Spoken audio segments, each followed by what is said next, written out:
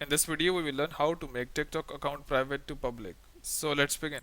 So the process is same for Android as well as iOS devices, so you don't need to worry if you're on Android.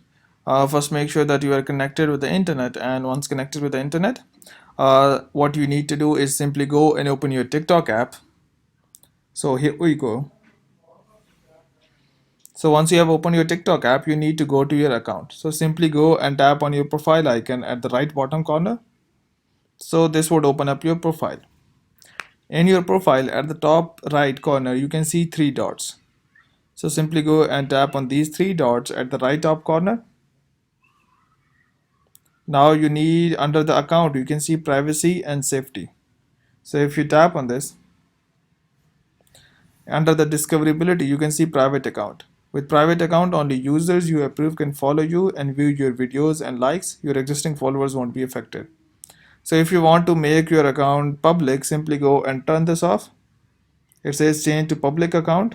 Anyone can watch or download your video. You can choose who can download your video. Just go and tap on confirm, and your account is turned into a public account. So your account has been turned into a public account. So hope it has helped you, but before you go, please like, subscribe and share. Thank you.